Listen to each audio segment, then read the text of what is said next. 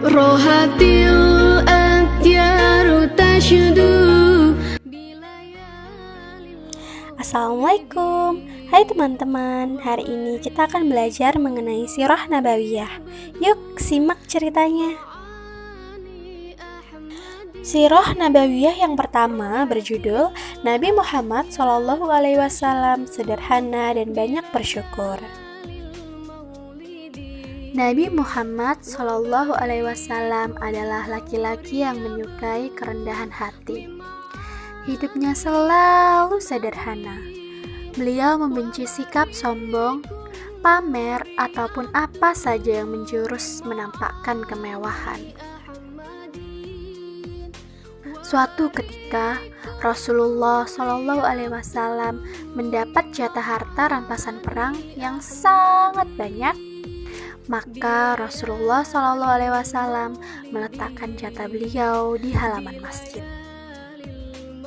Tempat itu segera dipenuhi benda-benda berharga. Namun, tidak ada satupun yang dibawa pulang oleh beliau. Dibagikannya seluruh benda itu kepada semua orang sampai uang dirham yang terakhir.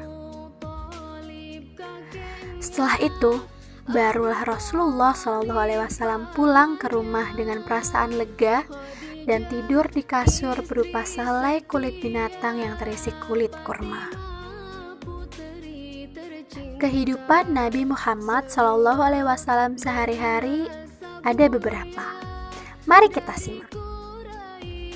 Yang pertama, Nabi Muhammad SAW berteman dengan semua orang, termasuk orang yang kaya maupun yang miskin. Kemudian, Nabi Muhammad SAW menjahit pakaiannya yang robek. Yang ketiga, membetulkan sandal yang rusak. Yang keempat, menuntun unta. Yang kelima, makan bersama para pembantu.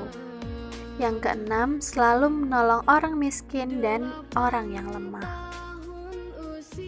Yang ketujuh, Nabi Muhammad SAW tidur di atas kasur berupa selembar kulit binatang yang berisi kulit kurma. Kemudian yang terakhir, selama menjadi seorang nabi, beliau tidak pernah makan roti halus. Nabi Muhammad SAW melakukan semua ini dan menyuruh kita melakukannya supaya kita bisa merasakan apa yang dirasakan orang miskin. Kita senang menolong orang miskin. Kita bisa hidup sederhana dan kita bisa selalu bersyukur atas nikmat Allah Subhanahu wa Ta'ala. Inilah kisah sang Rasul. Sirah Nabawiyah yang kedua berjudul Nabi Muhammad SAW anak yang mandiri dan suka bekerja keras. Ketika dalam asuhan Abu Thalib, Nabi Muhammad SAW suka membantu pekerjaan pamannya, seperti membersihkan rumah, menyapu halaman, dan pekerjaan lainnya. Beliau juga terbiasa mencuci bajunya sendiri, membersihkan tempat tidurnya, dan membersihkan peralatan makannya. Dengan demikian, beliau sudah terbiasa untuk bekerja keras, rajin, dan mandiri. Nabi Muhammad bukan hanya membantu pekerjaan pamannya, namun juga membantu pamannya mencari nafkah. Nabi Muhammad yang saat itu masih berusia 10 tahun telah mampu bekerja menjadi pengembala kambing untuk penduduk Mekah. Upah yang diterima dari pekerjaan itu diserahkan kepada Abu Thalib untuk membantu penghasilan keluarganya. Nabi Muhammad mengerjakan hal itu dengan sangat senang dan tidak merasa terhina ataupun malu. Dalam mengembala kambing itulah Nabi Muhammad mendapat banyak pelajaran, seperti terbiasa untuk bekerja keras, tanggung jawab, jujur, disiplin, ikhlas, penyayang, sabar, berani, dan terampil. Allah Subhanahu wa Ta'ala menganugerahkan kecerdasan yang luar biasa dan sikap yang terpuji kepada Nabi Muhammad, sehingga beliau bisa melakukan dan menghadapi kesulitan-kesulitan yang dialaminya.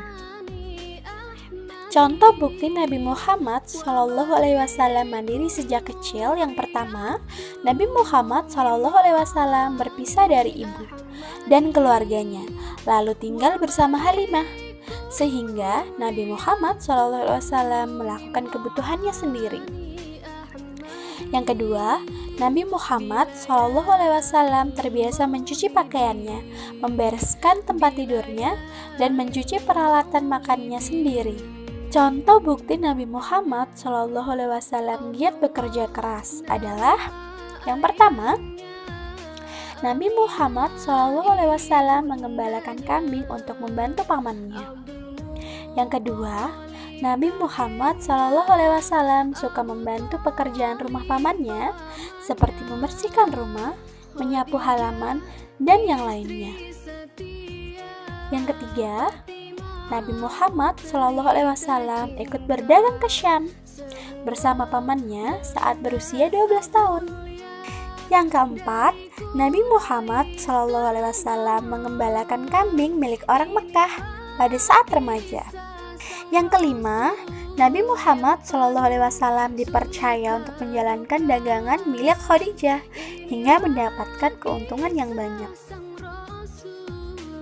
Nah, sifat-sifat itulah yang sangat berguna dan diperlukan di kemudian hari dalam menjalankan tugas beliau sebagai Nabi akhir zaman dalam memimpin seluruh umat manusia.